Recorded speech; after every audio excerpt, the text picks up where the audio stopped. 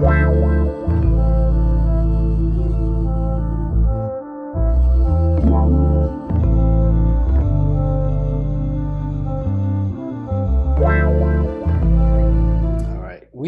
back on the desk.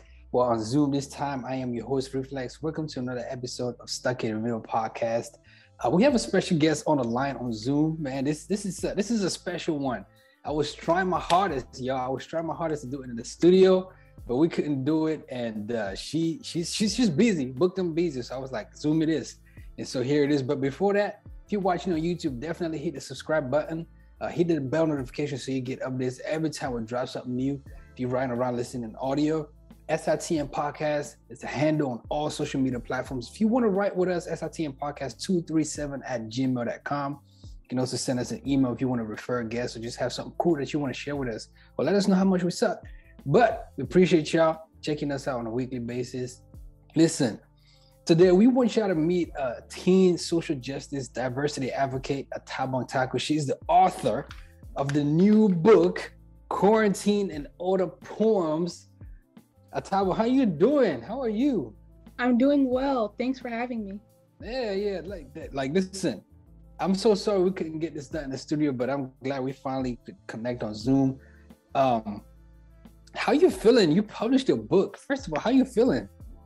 To be honest, it's kind of surreal because I've never really thought that this was actually going to happen. So it's pretty awesome.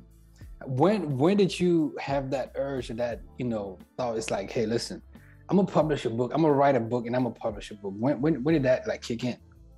To be honest with you, I've been writing poetry for a while, since like middle school. Mm-hmm. And my dad, he saw what I was doing and he was like, you know what, we should publish these one day.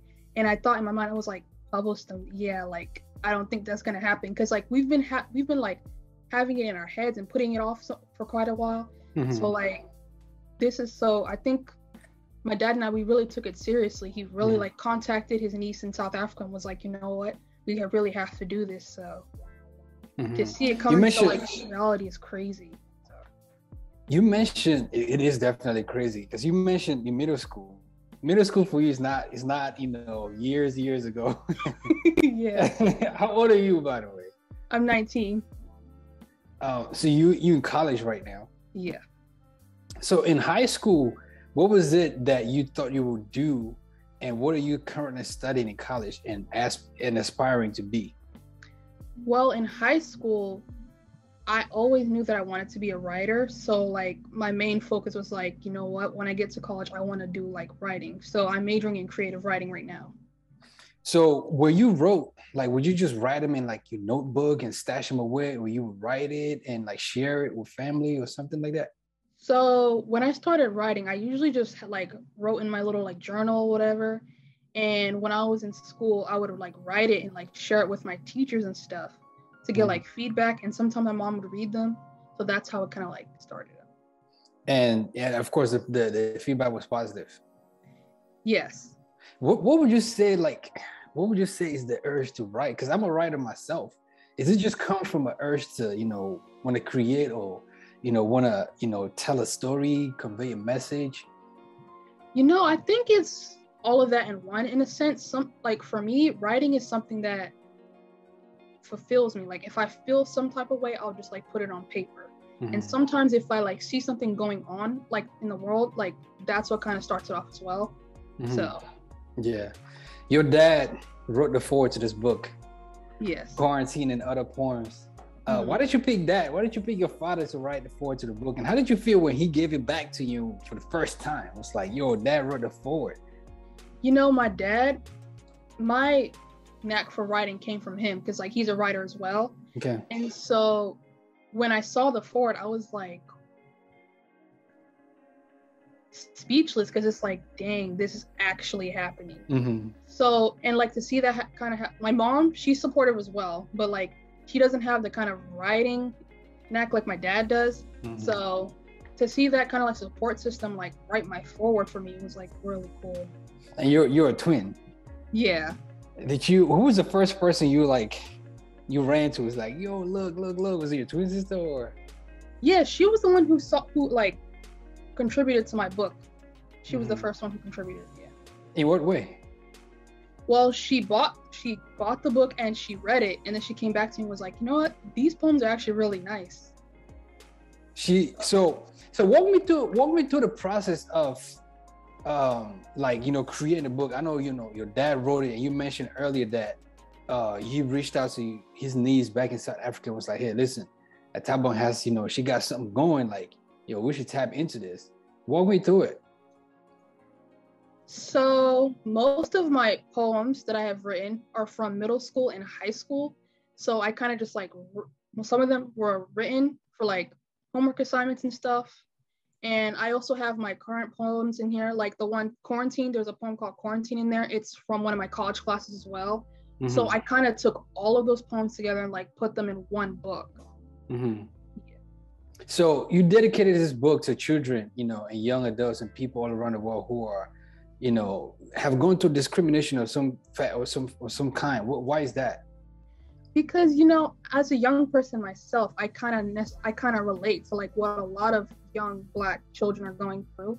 And for me, I just felt like as these poems were written, I kind of said to myself, this is for them. You know, I want them to read this and feel like encouraged and feel like they're not alone in whatever struggle they're going through. You know? Mm-hmm. What kind of, you know, you mentioned you can relate in what way? Well, some of the poems that I have are like things that I went through, like throughout like high school and stuff. Mm-hmm. You know, going through that phase of a teenager and trying to find myself. And I guess these poems were like a reflection of that. Some of them are a reflection of that. Mm-hmm. Yeah. And the very first poem titled, you know, Quarantine. The book is titled Quarantine and Other Poems.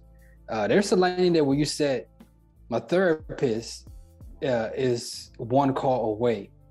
Speak of the importance of therapy, you know, at such a young age too, and you know, in this like, speak of the importance of having a therapist and how that relationship has helped you even honing your craft as a writer, and you know, to the creation of this book. Yeah, my therapist, she's the best. I mean, honestly, therapy kind of changed my life in a way, because I was able to like figure out what I was going through and like speak to her about them. And like, she saw some of my poems as well, and she was like, you know, you have to publish this. And at first I was kind of like, I don't know, because I didn't think they were like good enough. And she was like, no, they're really good. And therapy to me is so important, because I feel like we all go through a lot, and sometimes having that person to like just talk to and talk about your feelings, like in some way it really helps a lot, because I feel like mental health isn't really talked about enough, especially in this time period in the Black community as well. And I think it's so important about what therapy really does. Yeah. How often do you go to therapy a week? Well, when I was in school, I went to therapy like it started on Saturdays, but like since I'm in college now, my therapist and I recently agreed that if I need to talk to her, then she can just call me while I'm on campus. Mm-hmm. So, you know, I would agree, and I don't know if you would agree, that the first poem, it's kind of on the, I don't want to say dark side, but you know, like the mood, the somber side. And you know, by saying my life is good after all at the end of the book, that's a positive perspective, you know, an outlook. What makes you draw that conclusion? What makes you come to that conclusion? Well, so the poem Quarantine was kind of written about my, you know, our time in quarantine during this whole COVID thing. And that last line for me, the reason why I put it there is simply because, you know, no matter what we're all going through, at the end of the day, I'm just grateful to like see another day, because I know a lot of people don't have that same, like, you know, that same thing. So for me, that line, it was just like, you know what, no matter what going on in the world, no matter how I'm feeling, at the end of the day, life is good still. Yeah. I complain. What was the first poem you wrote? The first poem I ever wrote? No, the first poem you ever wrote. Do you remember the first poem you ever wrote? I believe, I would say in middle school, it was like something about Martin Luther King. I don't remember it like verbatim, but it was something about Martin Luther King. It was like a contest. So I guess I volunteered and I wrote about civil rights in that poem. Mm-hmm. And to be honest, I just wrote it and I didn't think I was going to win until like the vice principal came up to me and she's like, you know, you won. So I took my poem and I read it in front of like the whole school on the morning announcements. So, man, that must have been a feeling. Yeah. What would you say is your responsibility as a writer? My responsibility as a writer is to share my truth, and not only that, share my truth and hope that other people can relate to what I'm writing. Mm-hmm. And you know, in my speech for my book signing, one thing that I said was like, to put your words out into the world can sometimes be terrifying, but at the same time, it's bigger than me, because I know that somebody out there is going to be inspired by what I said. Mm-hmm. Yeah, no, that's deep. That's deep. The book, it's a collection of poems, quarantine and other poems. What was the thought process behind, you know, the arrangement? Like what the poems you picked first and the poems that you put in the book? I'm sure there's poems that, you know, didn't make the cut. I don't know if there's poems that you didn't include in it. What was the thought process behind putting this together, quarantine and other poems? So the thought process of the book itself. So what I really wanted to do, I wanted to put some of the current poems that I had written and some of the ones that I written in middle school and high school, but ones that I felt more comfortable with putting in. Because like there's obviously other poems that I had that I could have put in there, but I chose not to, because to be honest, a lot of the other poems that I had was pretty dark, like really dark. I kind of didn't want to put it in there in that certain sense. But yeah, the other poems that I had for middle school and high school and the one that I have currently, I just decided to put them in there because I felt like it felt right at the moment, if that makes sense. So that's like another book stash that's about to come out. Yeah. Walk me through the creation process. I see Globe Bunton Books. Where is this, you know, publishing house? As a self-published author myself, I'm always intrigued to know the process, because there's people out there who are 19 years old who are like, yo, that's my friend. I go to school with her. I want to do it too. Like, walk us through the process of how you published a book. Yeah, so again, like I said, my dad's niece has a publishing company in South Africa called Ubuntu Books, and so I've been working with her to help me publish this book. And currently, we've been like communicating back and forth to see how we're going to market the book further. So, and I think also she just contacted me recently and said that I won an award as well. And they're talking about having the Minister of Education in South Africa about like promoting the book. Oh wow! Yeah. Hey, congrats, yo! It's, you know, I got a free copy. I didn't know you wrote. I saw the invite, the book signing. I'm sorry I missed it, and then I go visit my dad. Shout out to, you know, my dad.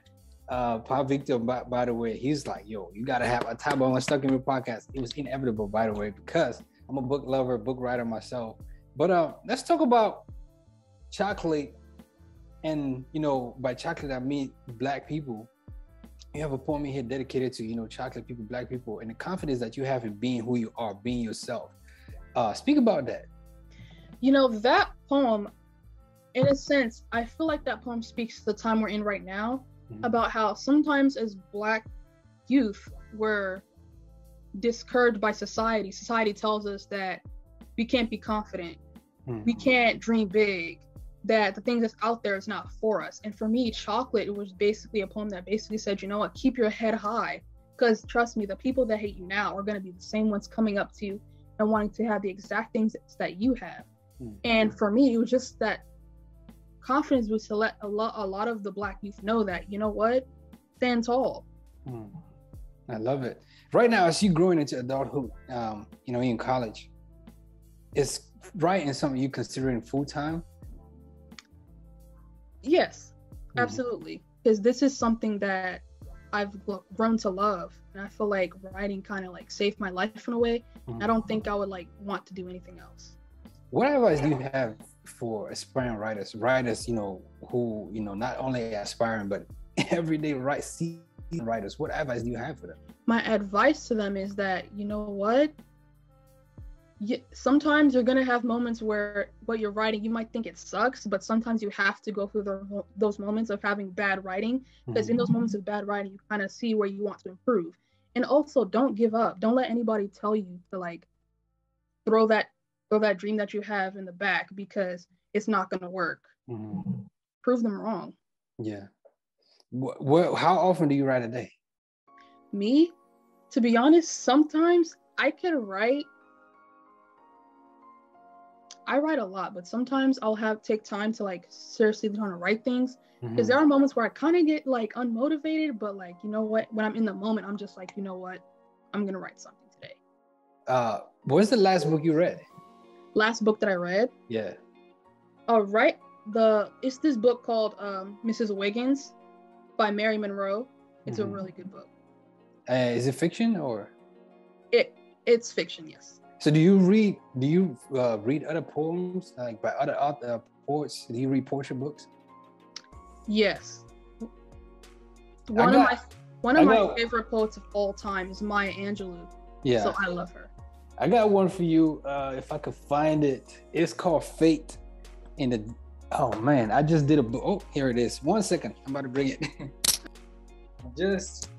I just did a book review of this. It's gonna be on my YouTube channel, but it's Fate in the Dungeon of Doom. I'm gonna let you borrow it. It's a collection of poetry. It's a Nigerian author. His name is Peter Okonkwo. I'll let you hold it for a second. So fiction or non-fiction for you? For me, fiction. Why is that? Because one thing about when I read fiction is like I can almost see the like story play in my head like a movie, and it's like sometimes it can be a lot. Like my therapist told me, she's like, you should start getting into like reading nonfiction. And I'm like, why? Because she said sometimes when you read fiction, they're really kind of like mess with your head, and it's kind of interesting to like start reading out of that, like understand the real world a little bit. But when it comes to fiction, I can't. So. Yeah. Do you like prefer reading in a library, at home, in a patio, in your room? For me, I will definitely prefer to read in my room, but like if the library was open, I would definitely read in the library. Yeah. Of course the book came out of quarantine, but as we, are still in it, this pandemic, how would you say it affected you in a personal, level, and also as an author? Quarantine, to be honest, like when we first had the lockdown, I thought I was going to be able to handle it because I didn't know how long we were going to be in quarantine. But yeah, quarantine definitely was a life changer for me because it was just like a lot was going on in the world, and I kind of felt a little bit like sad. I almost felt like I remember being on campus. I was on campus during that time as well, and feeling like everything that was going on in the world, it was just like had moments where it's just like I can't be happy because there's other people out there that are going through a lot worse and aren't able to like express joy. So it's like, how am I supposed to be happy during these times right now? It was crazy. But coming back home from campus and like being with my family, it kind of just gave me a like perspective to be like, you know what, other people don't really get this opportunity to be with their families right now, so I might as well just enjoy the moment and try to find ways of like happiness in a sense. Yeah, I love it. And you wrote about it in the book. I definitely, encourage everybody who's watching this right now, go pick up a copy. Where can people find the book? Is it online? So right now, it's not currently online right now because I was thinking about putting it on Amazon, but when it comes to like putting books on Amazon, it's a lot. So right now, I'm sending copies out to people, and hopefully, in conversation with my cousin, we can be able to like put it somewhere online so people can have access to it, because I really want people to be able to read this and enjoy this. Yeah, hopefully you can set up a website, collect emails and start sending out newsletters, to people who become loyal supporters and fans of yourself. So definitely set up that website so people can purchase it on there, signed copies as well. But this is incredible. How can people reach you? I don't know if you have an email set up, if somebody just want to reach out, encourage you, bless you, Instagram or Twitter, Facebook, whatever. How can people reach you? Yes, right now I have an email. So it's Atabong @gmail.com. That's like an easier way for people to reach me. Yeah, definitely. And our producer, AK, who's been messing with the background, says he does websites. So definitely hit up AK. He is your friend, your brother. Hit him up. He'll hook you up with a website easily and fast. But now, listen, Atabong, this has been, and you do it for free as well. He just said he'll do. That's great. I'll definitely get in touch with him. Definitely. Now, listen, this is incredible. I really appreciate you taking the time. I, really enjoy reading this. I wish you success. And thank you so much for joining us and speaking about Quarantine and Other Poems, your new book. Thank you. Thanks for having me again. It's an honor to be here. Thank you. Listen, if you enjoyed what you heard, what you watched, definitely hit the subscribe button. Leave a comment down below. Let us know what you thought about, this interview. SitM Podcast on all social media platforms. Shout out to AK, shout out to Ma, shout out to Achiri, shout out to Charles, shout out to Inez and Choo, the entire Stuck in Middle podcast team. This episode was produced by AK, hosted by me, Reflex. We will see you on the next one. Peace. Hey everybody, this is your girl Tutu, and make sure you check out our online store so you can get some SitM merch. Make sure you check us out. Make sure you hit up all our videos. We got some dope content on the way as well. Make sure you also subscribe, hit that bell notification, and check us out because we got more in store.